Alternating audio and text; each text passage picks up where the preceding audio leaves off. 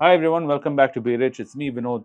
Today I wanted to talk about Tata Chemicals. A lot of you have been asking me about Tata Chemicals because the company is in a 52-week low and you want to know, is it something you should be keeping in your radar? So I thought I'll talk about the company, what it's doing, and the challenges and everything it has, and the opportunities it has, and then you can take a call on it. Any Tata Group company, I would say, is a great company to own. The question remains, is it the right time to start owning it? That is the so-called $1 million question. That is only if you're looking at it in terms of holding it for a small period of time and flipping it. But if you are like me and my brother and you wish to invest in the business because you believe in it, then that doesn't really come into play, because what you like to do is start accumulating small portions of that business in your portfolio. And if you want to do that kind of philosophy, what you must first understand is, what is the business all about, and is it a business you want to own? So that is the preamble of this video. That is what I want you to understand. The motivation behind this video is so that you understand what Tata Chemicals is all about, what are the businesses they're into, what is the company doing, what are the challenges they're currently facing, and what are the prospects. That, as an analyst, future business owner, is what you should be really concerned about, and not where the price is currently. Because price fluctuates in the market up and down, and that is because of things that happen in the market. But the question remains, should you own the business? So what do they basically do? They have around 5 to 6 main products which they deal in. These are chemical products. First one is soda ash, then they have sodium bicarbonate, then they have salt, then they have bromine, then they have caustic soda, and they do cements. Who are their main customers? Who do they sell this raw material to? These are all raw materials which are used by another business to create products which finally land up to consumers. So they sell these to glass manufacturers, detergent producers, chemical industries, pharmaceuticals, and animal feed industries. Right? So Tata Chemicals does not sell B2C, they're a more B2B company. So that's why you don't see them advertising and hoarding everywhere. You don't see them sponsoring IPL matches, because the customers they're dealing with don't need to be advertised and reached through these mediums. That's why it's a brand which is rather silent and dormant as far as visibility is concerned. Most of you only have heard about it because of the stock market and thinking about investing in it. Other than if you go ask a person, common man walking on the road who has no idea about stock markets, and you talk about Tata Chemicals, he won't know anything about Tata Chemicals. So that is the reason. Globally speaking, they're the third largest soda ash producer globally. They're the fifth largest sodium bicarbonate producer, and they're leading salt manufacturers in India and in the UK. There is actually a huge salt manufacturing facility owned by the Tatas in the UK, which I'm sure many of you probably knew. Some of you didn't. Well, there you go. So that contributes a total revenue of 80%. 80% of Tata Chemicals' revenue comes from soda ash, being the third largest producer, the fifth largest producer of sodium bicarbonate, and salt in India and the UK. So that is a major source of revenue. And where is their key market? Where are all they located, Tata salts? They're located in India, they're located in US, they're located in UK, and if you could guess the fourth place, I'd be surprised, but that's Kenya. Their largest manufacturing location, one of their largest manufacturing locations, also in Kenya. Aside from this, they have some specialty products which they do. Those specialty products include agrochemicals, specialty silicas, and probiotics. I'm sure a lot of you have seen this probiotics, the Yakult. You have seen it in all your, nowadays it's very fashionable to mention it in your curds. Curds has been a natural source of probiotics since the dawn of humanity, but now it is the age of eating healthy and staying healthy, and fitness is vogue. So now something which has always been there is being highlighted even more, saying probiotic curds. Curds has a lot of probiotics. Everyone knows this, but now it's being advertised. So that is probiotics. So these specialty products, which I was mentioning, agrochemicals and probiotics, come under this Rallis company. And Rallis is an agrochemical company, and they do seeds also. Who are they key customers? Well, the key customers there for this silica, agrochemicals, and probiotics is food and beverages companies, pharma industries, of course, pet food producers. All your Indian pet foods which you see, dog food, they are supplied by Tata Chemicals, and of course, tire manufacturers. Tire manufacturers require specialty silica. That contributes around 20% of the revenue. So 80% comes from soda ash, bicarbonate, and salt. The remaining 20% is contributed from agricultural chemicals, specialty silicas, and probiotics, right? So what are the emerging reasons for this? Because green husk based silica or cough are used in something known as green tires. I suggest you go Google it and read about these green tires. Nowadays, we're all trying to get more conscious about the environment and trying to be eco-friendly, as they say, and find out what green tires is all about. Then, of course, like I said, probiotics is now a big part of health craze, and it's a good thing. It's not a bad thing. Probiotics is very necessary for human beings and all mammals, that is, including all your husbandry require probiotics, because if you know anything about human biology or mammal biology, as they say, you will realize how much a role bacteria plays in our system, in our digestive system. And we have something known as good bacteria and bad bacteria. And probiotics are the good bacteria which help us digest food and absorb those nutrients. You actually may think that you're doing the digesting. No, it's actually the bacteria which does the digesting and gives you the energy, believe it or not. It helps you break down these foods and absorb these chemicals and minerals which you need. So those probiotics is what it's done. And of course, they create water-soluble fertilizers and hybrid seeds. We have all read about seeds and how seeds are very important for farming.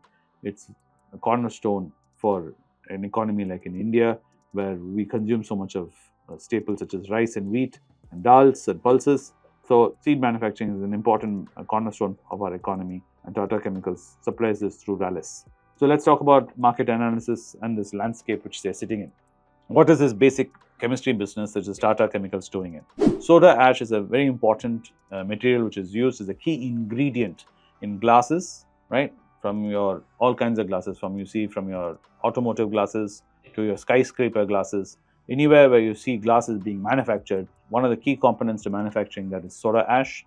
And detergents, soap, believe it or not, all your soaps which you see from Hindustan Unilever to anybody you see manufacturing soap, your body soap, they all require a certain amount of soda ash. Then other chemicals. These are used also in solar panels and solar glass. Lithium processing in batteries also require a bit of soda ash. So this is the main places where soda ash is used, and Tata Chemicals is supplying to these various industries through their operations. So what is the market conditions it's been? Well, the main problem for Tata Chemicals is a weak demand in Europe. Because of the economic slowdown which has been there in Europe, their demand has fallen down by 15%. They've been supplying to Europe. Europe is a great market for them. They make a lot of profit there. They sell in euros, and collect in dollars, and all that has come down by 15% thanks to the economic slowdown in Europe. We all know what has been happening in Germany. We all know what's been happening in France. So this has been leading to a weakness in their business. But in the retrospect, what has been doing great for them in soda ashes, there's a strong demand, an increase in demand in India and in China and in US. Remember, like I said in the beginning of the video, there's the third largest producer of soda ash globally. So when you're producing that much of soda ash, you will be having a huge impact and huge footprint in countries like US and in China. So this global oversupply is what has been eroding their profits, because it leads to something known as price erosion. When you have a glut in the market and you have too much supply of a product, it pushes prices down, and that deflation of price has been eroding into their margins. So this is another reason why their earnings have not been great where they should be. Now let's talk about sodium bicarbonate, which is also another part of their 80% revenue. Where are they used? Well, it's used in food, sodium bicarbonate, all your soda. What do you think it is? Pharma, animal feed, flue gas desulfurization, that basically is pollution. It's a fancy way of saying pollution control, right? What is the growth areas in this? There's two types of sodium bicarbonate. One is food grade, the other is not. But there's been a huge increase in demand for food grade and pharma grade sodium bicarbonate, which has been helping Tata Chemicals, where they've been seeing the slowdown in soda ash. So they've been growing and adopting these sodium bicarbonate for environmental applications, like I said, for pollution control, which is the flue gas desulfurization, which helps industries in manufacturing control their emissions. So there also demand is improved for them. So this sodium bicarbonate, which is non-food grade, is being supplied over there. The last part, which is the salt, which contributes to another 80% of their revenue, is in India itself. The Indian salt market is very stable for them. We all know about Tata salt. We've all seen Tata salt, and probably most of us have bought and consumed Tata salt. they had achieved a record sale of 16.5 lakh metric tons. Meanwhile, bromide is another high value chemical which is used in flame retardants, oil drilling, and in pharma again. So, that also has been increased in demand, and they've been increasing sales there too. So, the offset of the gluten soda ash is being scaffolded by the demand in bromide and in salts. The future strategy for them in this, especially bromide and salt, is to expand into high margin pharma and specialty grade salts in the UK. Because of the specialty salt, high grade salt being used in pharma, and there's a higher margin there, they're trying to expand their operations in the UK to increase their profits, which is a good thing as a shareholder or a business owner to keep in mind. So, other than this, what is left on the table? The 20% which I was talking about, which is the agro section of their portfolio, which is around 20% of their revenue. This is done under the company called Rallis India. So, the problem for Rallis is there's been sluggish demand globally, which has been hurting them, which has dropped 11% in revenue for them. Inventory overhanging, like I said, too much of a product has been manufactured and sitting in warehouses. Because the demand is dropped, prices are dropping because we want to get rid of the old stock before we can put new stock inside. And of course, one of the huge impacts in agriculture industry has been the climate change, climate impact. The El Nino impact has been severe across the globe. So that has led to complications further for anyone in agro and agro-related industries. This has also been a challenge for Rallis. Growth areas has been creating custom synthesis. This is something very interesting. I suggest a lot of you Google and read about it, because on a short video like this, I can't talk about too much about custom synthesis manufacturing, but it's a new and developing field. A lot of European companies are doing this, and it's something fabulous, and it's a high margin industry, and it is also, prospects are huge for this. Read about it. They're also introducing something known as seed production tracking. It's a digital tool to enable farmers and manufacturers and producers to have more reliable seeds and crop production. So this is something which they're developing and working on, which you can read about. These are all new things which they're pushing frontiers into, hoping that in future these will become huge revenue generation streams for them later on. Like how all of us do value investing, and we see where prospects are and we invest in. Companies, they too also look at where future prospects are, especially the Tatas, and see where they can be investing in and growing in to create future streams of revenue and future proofing themselves. So this specialty silica is another business of theirs, which, like I said, is being used in green tires, silicon rubbers, and battery separators. This is something which is going to be a future business again for them, which they're hoping to increase revenues in.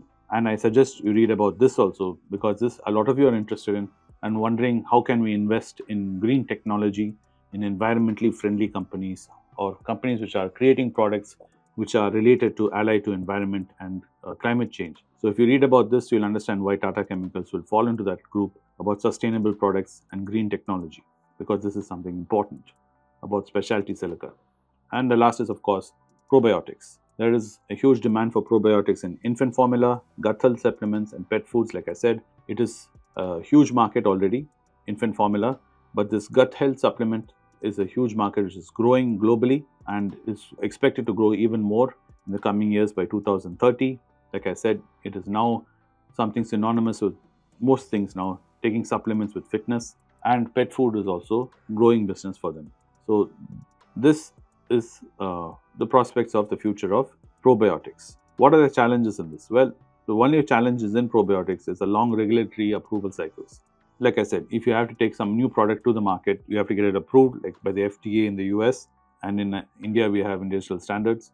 So each one region has its own standards which they have to get approval on. So chemicals, of course, which are especially consumed by humans, have rigorous testing and quality checks. So those things need to be done. So that is one of the challenges they're facing. And of course, competition from global suppliers who are already dominant in the market is something they're facing too. So this broadly talks about what Tata Chemicals is doing, the business they're involved in, right? Now I want you to sit and ponder and think about it. Okay, Vinod gave me all this information. Third largest soda ash manufacturer, fifth largest sodium bicarbonate manufacturer. What all is soda ash used for? What all is sodium bicarbonate used for? I've said where all they're present and what all businesses are doing. Then you have to see, now owning this business for the next 10 years, will it be a great business you want to own? Don't focus solely on today's price movements. Don't focus solely on the quarter earnings today. right? That is being short-sighted. Like I said, that is trying to own a business and flip it in 3-4 years. That's not what we do here. We try to find out if we understand this business and if it's a business we should be in. So I hope this kind of gives you an overlay of what Tata Chemicals is doing and the businesses they have. Of course, they're planning to, increase their operations. They're planning to expand their future road map. If you read in their annual report, they're talking about increasing capacity in soda ash. An additional capacity of 228 tons has already been added. Sodium bicarbonate, another 140 kilotons is being expected, and that's probably already added. Salt, another 70 kilotons is being added in the UK, right? So they're expanding and they're growing. So this is the kind of thing which I want you to think about. I want you to think strategically and be future thinking rather than looking just at the price today. This is a business you want to own. So anyway, I hope you found this video informative and entertaining. And so a lot of you have been asking me about Tata Chemicals. So I just wanted to tell you what is Tata Chemicals actually doing. Now, think about it and let me know if you should be investing in Tata Chemicals. I'm there on Instagram, as always. I'm there on WhatsApp. WhatsApp, unfortunately, we can't have a conversation. It's a one-way street. But on Instagram, in the group, we are definitely having lots of conversations. Sometimes it gets rather heated, which I like. We have a lot of skepticism. Hopefully that won't turn into cynicism. Skepticism is good, and all kinds of questions being asked is always great. I'm also learning with you, and you're learning with me, which is great. Thanks for watching the video. As always, I hope you have a wonderful Tuesday evening. See you again tomorrow on Wednesday, the 26th day of our 247-day challenge. Keep investing in Tiffin Coffee range in places and stocks which you feel is the right fit for you. And again, tomorrow evening, I'll be back with another video to motivate you and to keep you interested in investing.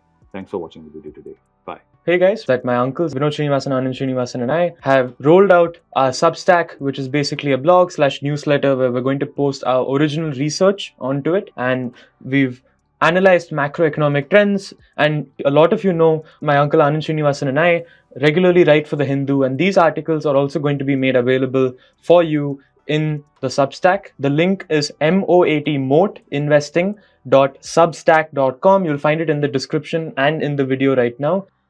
We hope you go check it out. We've put a lot of time and effort into it. And please give us comments and feedback on what you read. Thank you.